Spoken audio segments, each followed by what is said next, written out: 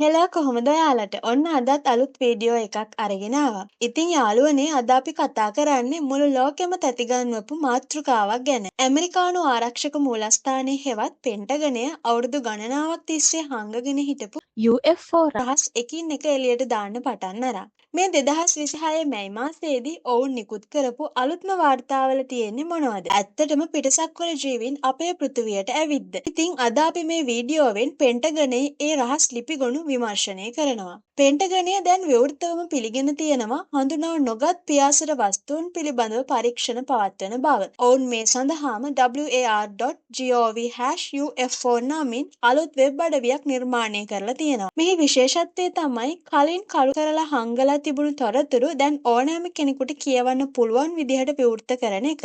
පර්සෝ ව්‍යාපෘතිය යටතේ ඔවුන් මේ වන විට ලිපිගොනු 160කට වඩා වැඩි ප්‍රමාණයක් මහජනයාට නිරාවරණය කරලා තියෙනවා. මේ හෙළිදරව්වෙන් මතුවුණු පුදුම සහගත දේ තමයි ඇපලෝ මෙහෙයුම්වලදී අභ්‍යවකාශගාමීන් දැකපු දේවල්. පෙන්ටගනය නිකුත් කළ ලිපිගොනු අනුව 1970 දශකයේ ඇපලෝ 17 මෙහෙයුමේදී ගගනගාමීන් සඳ මත තිබී හඳුනා නොගත් ආලෝක ධාරා සහ ත්‍රිකෝණාකාර වස්තුන් නිරීක්ෂණය කරලා තියෙනවා. ඔවුන් එව් රහස් පණිවිඩවල සඳහන් වෙන්නේ මේවා මිනිසා විසින් නිපදවන ලද යානා නොවන බවයි. වසර 50ක් තිස්සේ හංගගෙන හිටපු මේ තොරතුරු දැන් ලෝකයම දන්නවා. මේ යානා ගමන් කරන ආකාරය භෞතික විද්‍යාවේ නියමයන්ටත් පටහැනියි. තත්පර කිහිපයකින් මුහුදු මට්ටමේ සිට අඩි 30000ක් ඉහළට යාමට මේවට පුළුවන්. විද්‍යාඥයෝ පවසන්නේ මේ අපසතු තාක්ෂණයට වඩා වසර 100 ගණනක් ඉදිරියෙන් නැති තාක්ෂණයක් බවයි.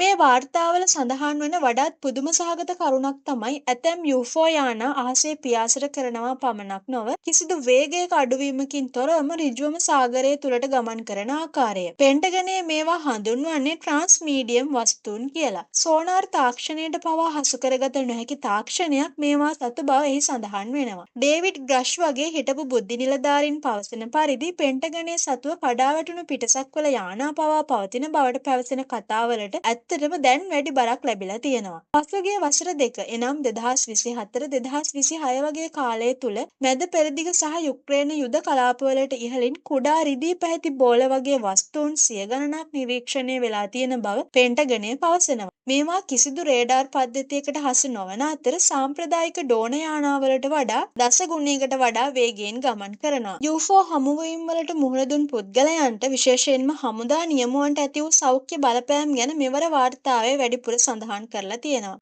අධික විකිරණ නිසා ඇති වූ පිලිස්සීම් තුවාල, ස්නායු පද්ධතියට සිදු වූ හානි, හදිසියේ ඇති වූ මතකය අඩුවීමේ තත්ත්වයන්. ඉතින් මෙයින් පැහැදිලි වන්නේ මෙම වස්තුන් වටා ඉතා ප්‍රබල ශක්ති ශ්‍රේෂ්ඨයක් පවතින බව. පෙන්ටගනයේ පවසන පරිදි මේවා සියල්ලම පිටසක්වල ජීවීන්ගේ යානා නොවන්නටද පුළුවන්. චීනය හෝ රුසියාව වගේ රටවල් විසින් නිපදවන ලද ඇමරිකාව මෙතෙක් නොදන්නා අති නවීන ඔත්තු බැලීමේ තාක්ෂණයක් වීමට ඇති ඉඩකඩ ගැනද පරීක්ෂණ පවත්වනවා. ලෝකයේ ප්‍රධාන න්‍යෂ්ටික බලශක්ති මධ්‍යස්ථාන සහ න්‍යෂ්ටික අවි ගබඩා කරලා තියෙන ස්ථානස්වල UFO සැරිසැරීම් 2026 වසරේදී 30%කින් ඉහළ ගොස් ඇති බව වාර්තාවල සඳහන් වෙනවා. මේ ජාතික ආරක්ෂාවට එල්ල වූ ප්‍රබල තර්ජනයක් ලෙසද පෙන්ටගනය සලකනවා. යාළුවනේ මේ හෙළිදරව්ව තවත් දීර්ඝ ගමනක ආරම්භයක් විතරයි. පෙන්ටගන ඉදිරි මාසවලදී තවත් රහස් ලිපිගොනු එළියට දාන්න බව පවසලා තියෙනවා. ඇත්තටම අපේ ලෝකයට පිටසක්වල ජීවීන් ඇවිද්ද? නැත්නම් මේක වෙනත් රටක රහස් තාක්ෂණයක්ද? ඉතින් ඔයාට හිතෙන දේ පහලින් කමෙන්ට් කරගෙන යන්න. මේ වගේ අලුත්ම විද්‍යාත්මක සහ අද්භූත තොරතුරු දැනගන්න අපේ channel එක subscribe කරන්න කියලාත් ආදරෙන් මතක් කරනවා.